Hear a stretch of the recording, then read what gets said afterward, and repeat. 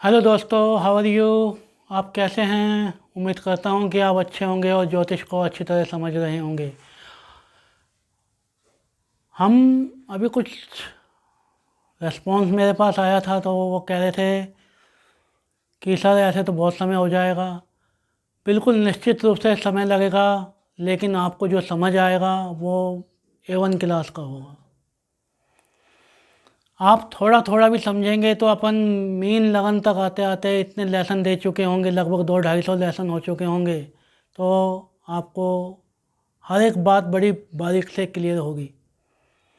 और जिन लोगों का बेस मजबूत होता है वो कभी मात नहीं खाते हैं। हम पढ़ रहे हैं वृषभ लगन के बारे में। वृषभ लगन शुक्र की लगन है, तो शुक्र के कारकत्व कहीं ना कहीं इस राशि में पाए जाएंगे। शुक्र सौंदर्यता का प्रतीक है, तो ये व्यक्ति बहुत सुंदर होते हैं, नैन नक्श अच्छे होते हैं, बाल अच्छे होते हैं, चेहरा चौड़ा होता है। शुक्र धन का प्रतीक है, तो धन की निरंतरता इन लोगों के पास होती है। धन की कमी नहीं होती इनको जीवन में, अगर और कोई पाप प्रभाव नहीं आ रहा। तो आप कुंडली को बहुत से तरीक़ों से पढ़ सकते हैं। धीरे धीरे करके मैं वो सारे तरीके आपको बताऊंगा, फिर कुछ मूल सूत्र भी बताऊंगा जिसके बेस पे आप फास्टली प्रेडिकेशंस या फल कथन कर सकते हैं। बस आप कंटिन्यूटी से मेरे साथ जुड़े रहिए, पढ़ते रहिए, और कुछ समझ नहीं आता है तो फ़ोन करके पूछ सकते हैं। एक निवेदन कि चैनल को सब्सक्राइब करें, लाइक शेयर कमेंट करें, ताकि आपका प्रोत्साहन हमको अच्छे वीडियो बनाने में मदद कर सके। 8 भाव तक हम सूर्य का प्रभाव पड़ चुके हैं। आज 9वें भाव में 9, 10, 11, 12 भाव में सूर्य का प्रभाव पड़ेंगे। 9वें भाव में राशि है मकर। मकर शनि की राशि है। एक निरंतर धुन में काम करने वाले लोग होते हैं, वर्कहोलिक होते हैं, कार्य के प्रति पैशनेट होते हैं। कौन आया है? सूर्य आया है। भाव कौन सा है? 9वां। 9वें भाव से हम क्या देखते हैं? 9वें भाव से हम धार्मिक स्थिति देखते हैं व्यक्ति की, पिता के साथ संबंध देखते हैं जातक के, और आध्यात्मिकता की स्थिति, सलाह की स्थिति, गाइडेंस, कंसल्टेंसी का भाव, ये सब 9वां भाव है। लक का भाव 9वां भाव है। सूर्य आत्मा का कारक है, पिता का कारक है। पिता के भाव में ही पिता का ग्रह आके बैठा है, तो पिता के साथ संबंध अच्छे करता है, गुरु के साथ संबंध अच्छे करता है, यदि कोई पाप प्रभाव और नहीं आ रहा है तो। लेकिन यदि पाप प्रभाव आ रहा है तो पिता के साथ संबंध बिगाड़ देगा, गुरु के साथ संबंध बिगाड़ देगा। यदि व्यक्ति के पिता के साथ संबंध बिगड़े तो व्यक्ति का लक व्यक्ति का साथ कभी नहीं देगा।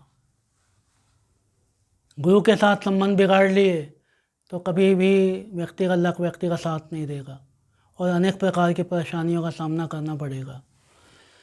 चौथे भाव का स्वामी 9वें भाव में आके बैठा है। लगन से 9वां है, ये सही है, लेकिन चौथे से छठा है, ये सही नहीं है। माता के लिए परेशानी उत्पन्न कर सकता है, माता को बीमारी दे सकता है, परिवार के लोगों के साथ समस्या उत्पन्न कर सकता है। घर बनाने में दिक्कतों का सामना करना पड़ सकता है। हो सकता है कि व्यक्ति घर बनाने के लिए ऋण ले और ऋण ना चुका पाए। पहली बात, ऋण मिलने में कठिनाई होगी, और मिल भी गया तो चुकाने में कठिनाई होगी।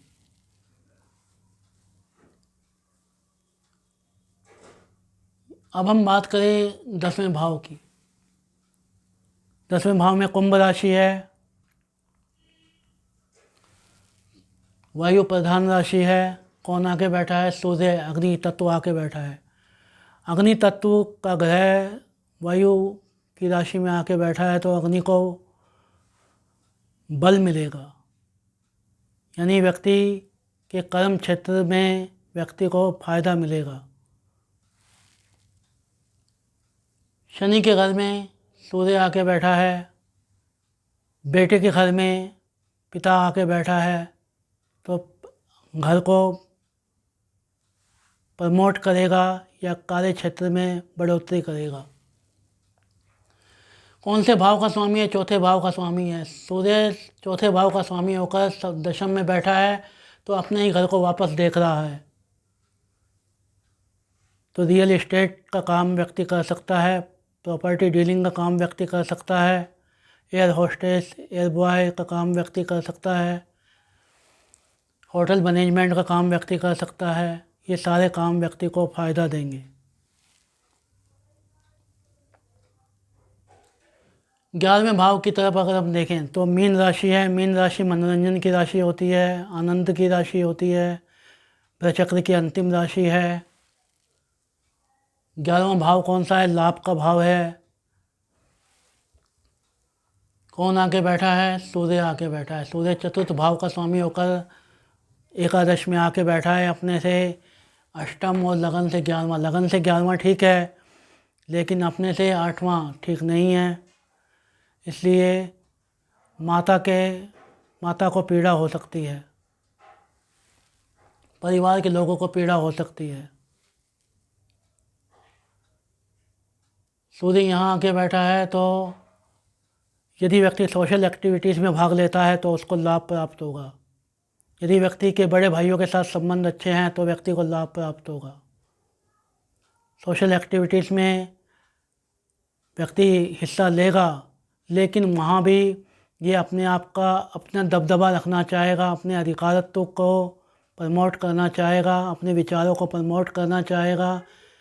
जब तक व्यक्ति इनकी बात मानते रहेंगे तब तक ये सारे काम करेगा, लेकिन जैसे ही लोग इनकी बात मानना बंद करेंगे ये वहाँ से हट जाएगा।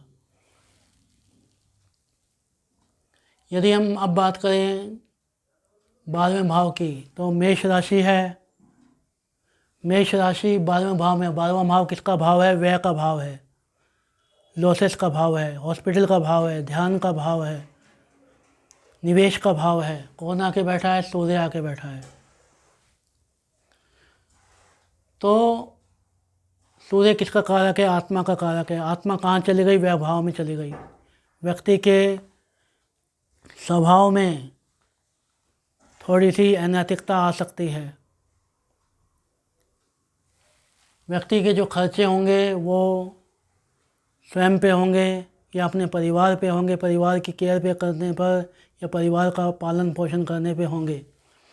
यदि व्यक्ति निवेश करता है तो निवेश से व्यक्ति को कुछ क्षेत्रों में लाभ प्राप्त हो सकता है। अब किन क्षेत्रों में हो सकता है उसकी बात हम बाद में करेंगे। चौथे भाव का स्वामी आगे व्यय भाव में बैठा है, तो परिवार पे खर्चे होंगे, प्रॉपर्टी पे खर्चे हो सकते हैं, और माता पे खर्च हो सकता है। इस प्रकार हम इसका प्रभाव पड़ सकते हैं। उम्मीद करता हूँ कि आपको सूर्य का 12 भाव पे प्रभाव समझ आया होगा। नहीं आया है तो आप पूछ सकते हैं। आगे हम चंद्रमा का प्रभाव देखेंगे वृषभ लगन पर। जय माता दी।